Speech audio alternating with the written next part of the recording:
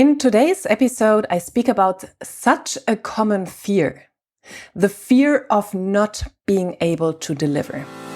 Hello and welcome to the Successful, Sensitive and Intuitive Entrepreneur podcast. My name is Lydia Sophia Wilmsen and I am an intuitive success mentor for sensitive entrepreneurs. In this podcast, I speak about the challenges sensitive and intuitive entrepreneurs face. I offer you new perspectives and solutions, as well as experiences of other entrepreneurs. Plus, I speak about my personal experience of being a highly sensitive person who has successfully built and scaled 2 businesses. All of that with the goal to make you and your business even more successful in your very unique and authentic way. Have fun and enjoy. This actually happens anywhere in life, that people fear they are not enough, they don't give enough, they can't satisfy another person. And as usual, today I will focus on business. First, I will speak about the issue itself, and then I obviously have some ideas for you how to let go of this fear to not deliver, what you can do and shift in yourself and with others so that this is plainly no issue anymore. How can this fear show up? What is this fear? I made this podcast episode for you because it recently happened with one of my clients. She kept herself in the place she was, not wanting actually to sign up people, or she didn't want people to sign up with her out of the fear that she would not be able to deliver. She's a coach and she had this fear, my goodness, like if they sign up, actually I won't be able to deliver. So better no one signs up. Obviously, that didn't happen consciously. We discovered that when we dived a little bit deeper into her mind. The fear of not delivering as a mix of impostor syndrome, like I am going to be found out and I'm not good enough, as well as perfectionism. I will never achieve those high expectations others have of myself, aka I have of myself. So of course, no wonder that she didn't sell anything or not as much as she wanted. Sometimes really the reason why you don't sign new clients and new customers is your underlying fear of not delivering enough value. And unconsciously, you keep yourself from signing those clients in order to not be ashamed or feeling guilty afterwards. And this is also a big reason that people undercharge for their offers, by the way, for their offers and services. The pain of not having money, the pain of not bringing in money or not enough, of not living the life you desire is smaller. That pain is smaller than the shame and guilt you fear you have to experience or you fear you have to face when your clients are not happy with what you deliver. By the way, this happens mostly in your mind and basically never in reality. I never heard from unhappy clients of my clients or myself. Really, this has not been an issue, or at least not one which could be solved. So it is a worry, a fear in your own mind, a worst case scenario you entertain with seldomly proof in your physical reality. And that even happens to people with amazing testimonials.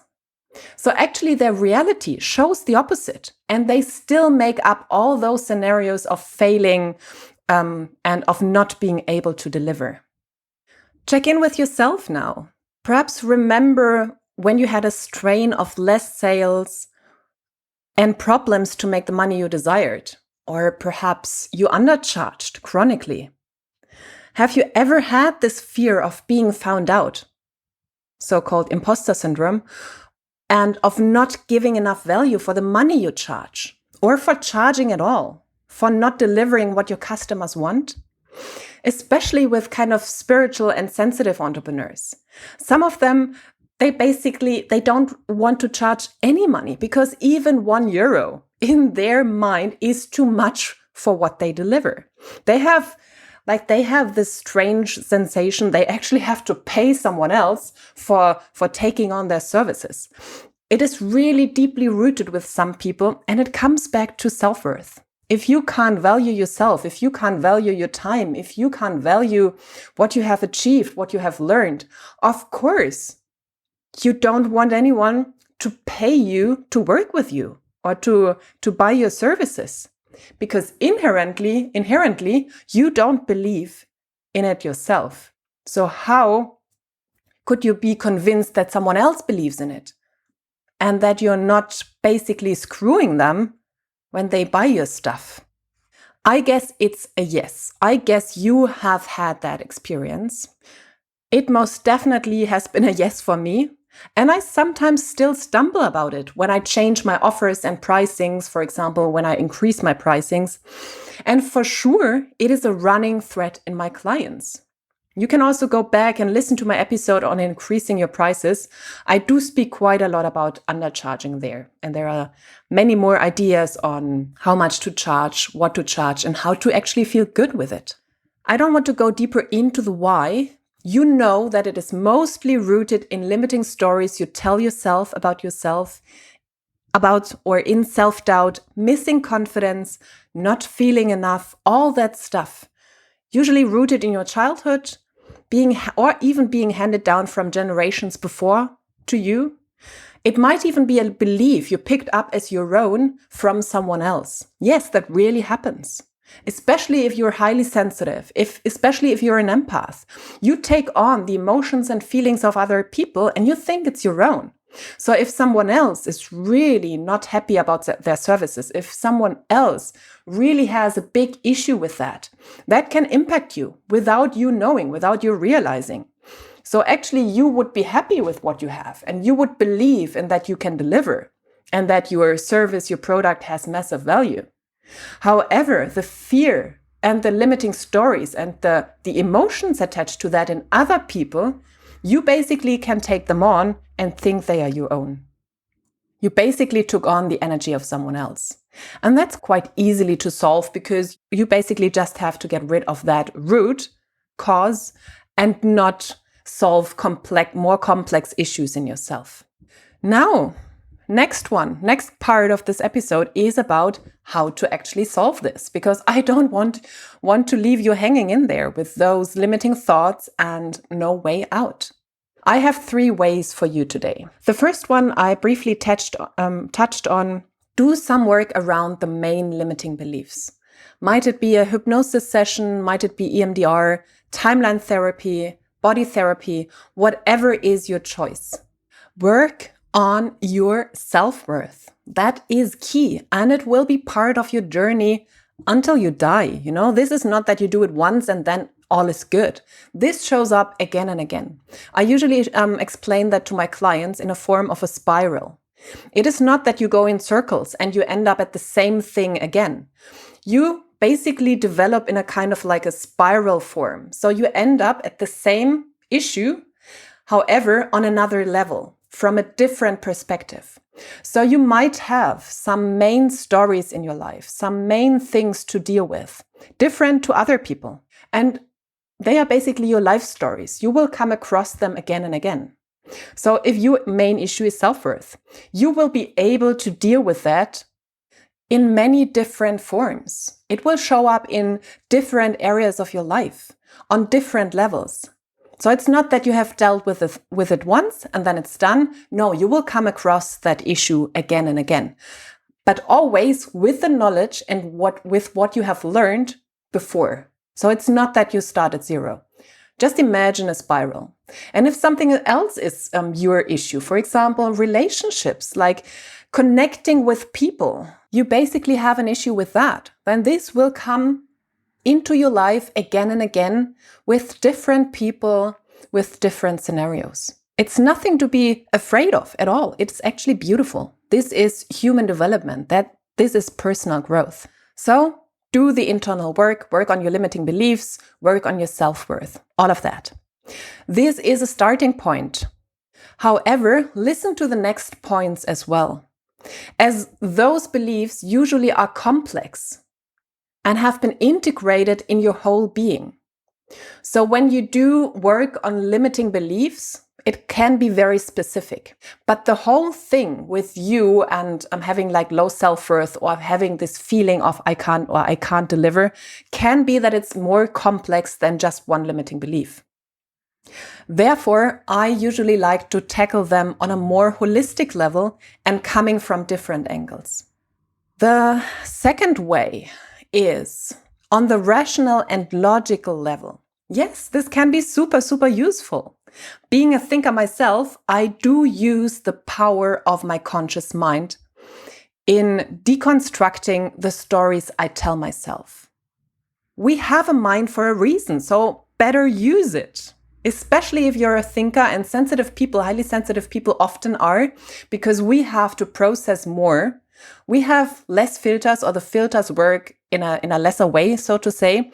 So we have more sensations coming to us. Therefore, we have more sensory input to process. And that means we are more active when it comes to thinking. We have to handle more, so to say. And we can put this to use. For a long time, I had this feeling, I was like overthinking, too rational. And this is bullshit. This is a gift, so use it. Okay, back to the stories you tell yourself. I check for myself what my payoff is to keep believing that limiting story of myself, and what I would lose if I let it go. There is a reason why you are where you are. As I said before, the pain of where you are is smaller than the pain you fear you have to suffer when you go or when you create a different scenario. So you have to check, what is that payoff?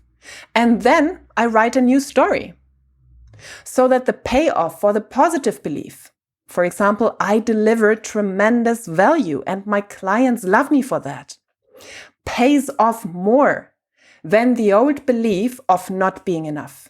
I basically shift the scales. And for example, I have my clients go through the worst case scenarios and identify the bullshit they told themselves. I really let them entertain, not always, in some cases, I really let them entertain the story and play it out. And in the end, they actually have to laugh because it is really senseless what they created for themselves. There are women who are highly dotated with different diplomas and PhDs, and they are thinking they are stupid. Or there are clients who have moved countries and they feel they are little children who can't do anything by themselves. Those are the story people tell themselves. Or having overcome horrendous trauma, thinking they are not equipped to help people who have faced some minor issues in life. I really have them go deep into their massive accomplishments. And they will have to make the decision which stories they want to entertain from then on. We bring it from the shadow into the open, into the light. And then they can actually decide, okay, I have so many diplomas. I have so many feedback from people, or so much feedback from people. I continuously had amazing grades in school. So the luck factor doesn't work anymore. If you have any idea about statistics, this can't work out anymore. This can't be luck. And now, looking at that, looking at the worst case scenario, looking at the horrible story I told myself or they told themselves, they can decide, and they have to decide. Am I willing to decide to entertain the positive story? So which story do they want to entertain from then on? The one of the dumb, naive, ugly, unemotional, crazy, unable kid or freak, or the one with massive achievements, high emotional intelligence, extreme knowledge, high mental intelligence? I actually had one client where it took us quite some time to shift her from feeling stupid and mentally deficient into seeing her high intelligence on all levels. Once you start owning your brilliance, the one deep down inside you have, my dear, your fear of not being able to deliver will diminish and vanish fully at some point. It's a process, though. And last but not least, the third way. I love this one. It is manage expectations. This is such a powerful way to deal with this fear, because you can keep those thoughts and you basically bring it back to the people. You bring it back to the clients. and manage their expectations beforehand, not after basically the problem has occurred, beforehand. All thoughts that come up, you will be able to address and manage. And I have some examples for you now, and you can go through your own thoughts, your own beliefs, write them out and find a phrase how to manage them. In you, obviously, in your own, because this will create safety for you, a feeling of security, and in your clients and customers. This creates amazing boundaries. And boundaries are great, especially in a relationship with clients and customers.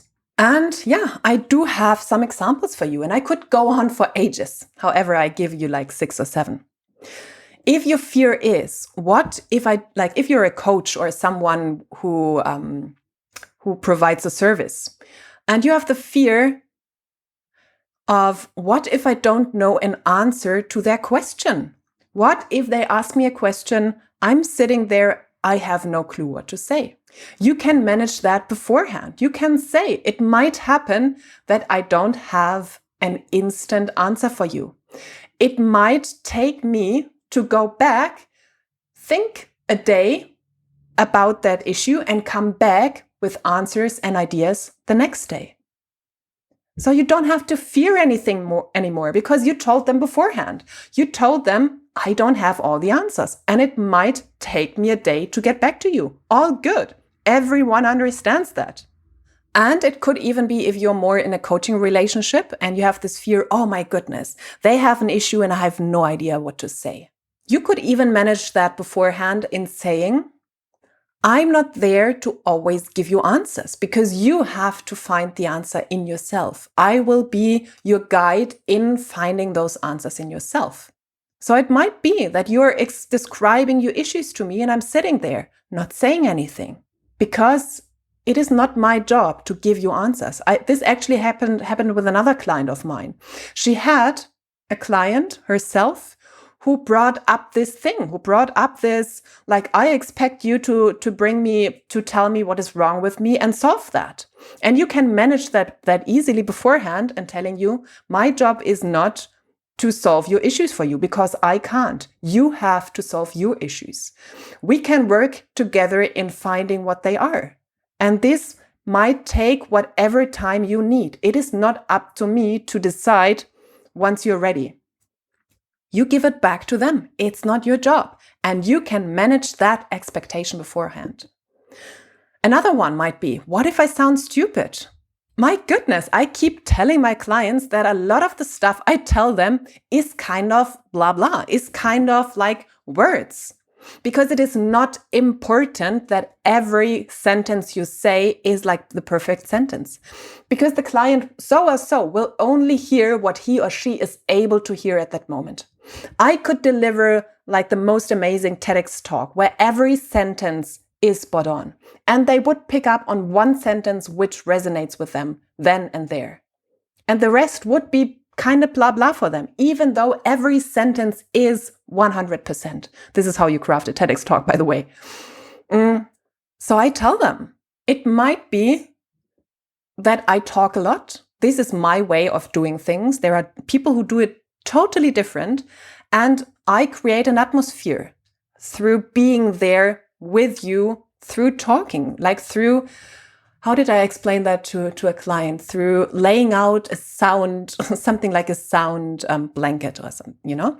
And I also say, I make mistakes. I manage that as well as an expectation. I'm a human being. I make mistakes. I don't know all the answers.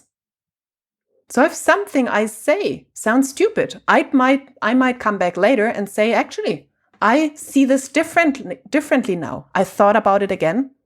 I have changed my mind. Let's look at this another way. Okay, another fear. What if I can't help them through an issue and it stays? You can manage that expectation.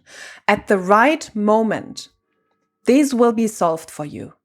It might be in our working relationship together over the next 3 months or the next 5 months, whatever, 1 week, whatever you work with your clients on and in which duration.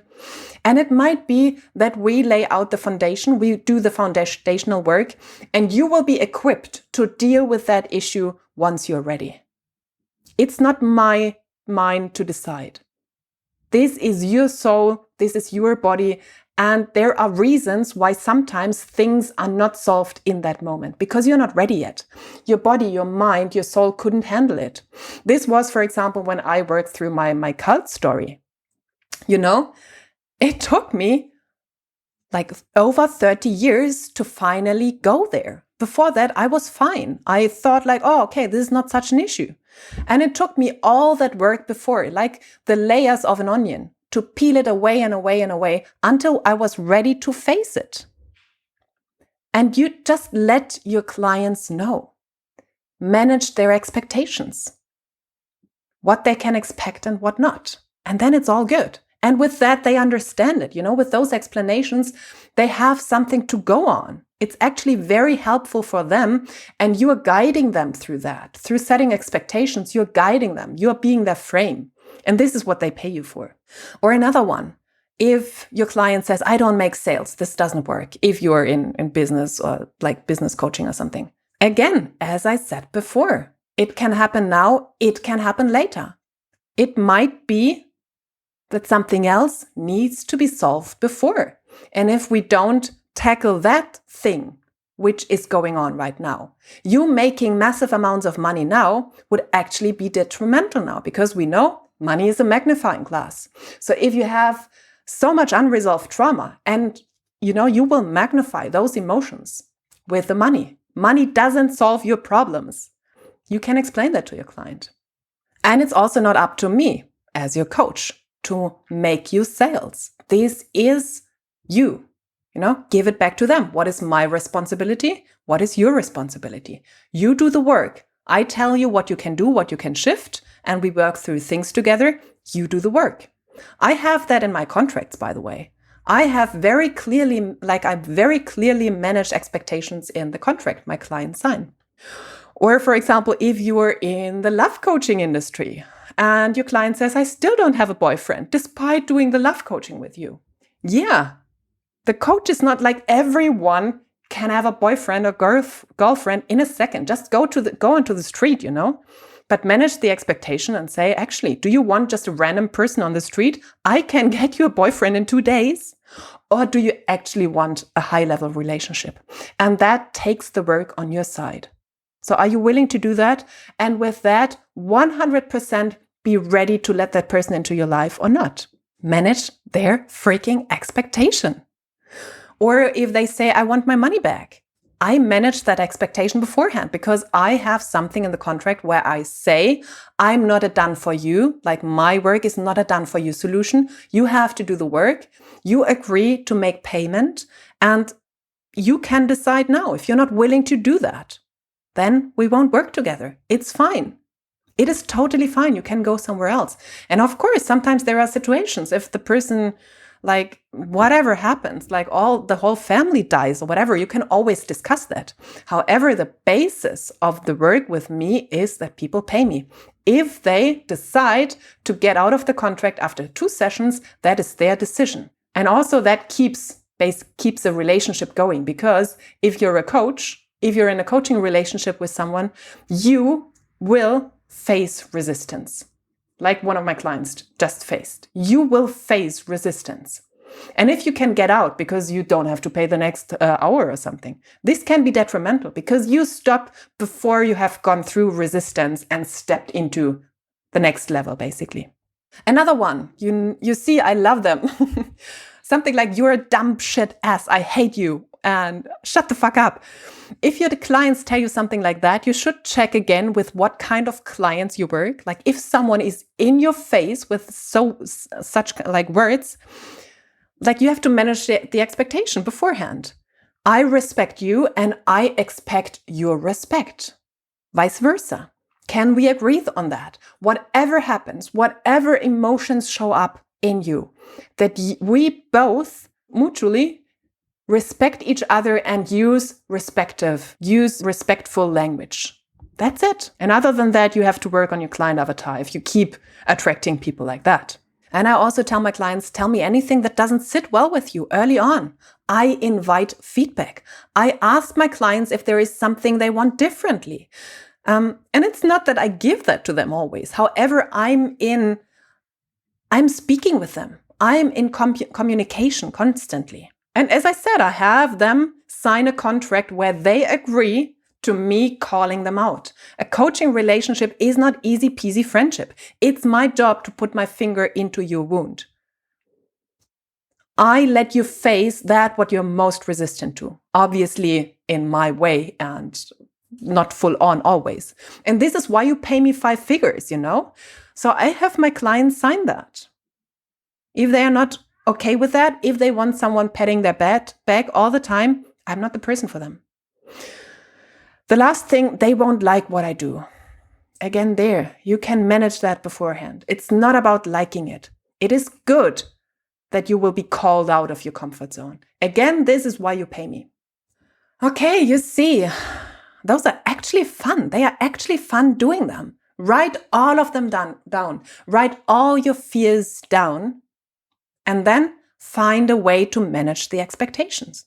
I could keep going for hours. Like if you have a specific one you can't find an answer to, send me a message and I will see what I can do. Or if I create another podcast around that. So really check in with your so-called sub-fears. The bigger fear is to not deliver, to not being able to deliver. And what does this fear consist of? Create boundaries with your customers and clients. Tell them what to expect and what not. And then you're safe. You can do that in between as well. When your intuition tells you that something is off, check in with them, ask them, manage their expectations again and again. There is nothing that can't be addressed. And I don't know, I have a last one for you.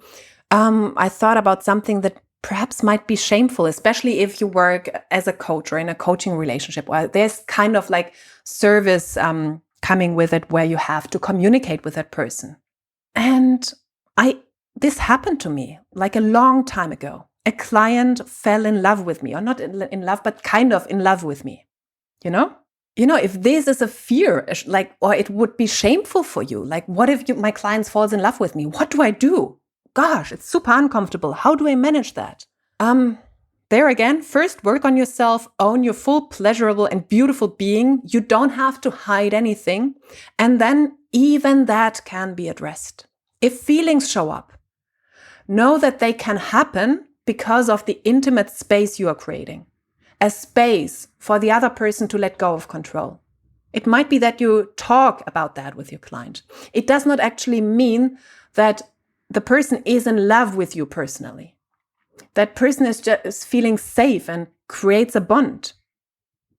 And you can even use that in your work. It is a term in psychology, transference and countertransference. I won't go deeper into that. I just want to show you even that can be addressed. Bring all those things into the open. This will help your clients tremendously.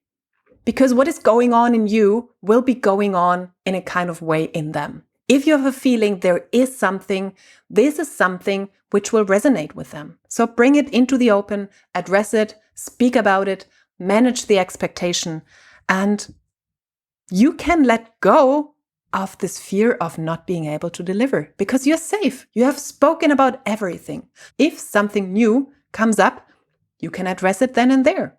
All good.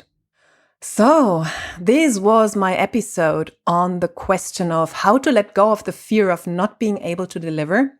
First, I gave you a little overview with what it is, where it comes from, and then I basically went into the 3 ways how to deal with it, how to solve that. The first one, doing the internal work, working with the limiting beliefs, working on your self-worth. The second one, changing the story. Consciously engaging in a new story, not in the worst case scenario anymore, but in a new, basically best case scenario, because you decide from what level you want to live, And last but not least, manage expectations, create boundaries, create a safe space for yourself and your client. Did you like this podcast episode? Then I would be super grateful if you gave me a 5-star rating and review on iTunes. And please subscribe to the podcast and share it with people who you know can benefit from it. You can find all links to my social media profiles, my website, and contact form in the show notes. And whenever you are done playing on your current level and you're ready to embrace a life of more, ready to unapologetically go for your biggest dreams in business and life, making more money, have more freedom, letting go of those limiting stories around how family is holding you back, message me and I'll get back with you. Message me and I'll get back to you with more info on how to make it happen. Thank you for listening, and until the next episode, much love to you, Lydia.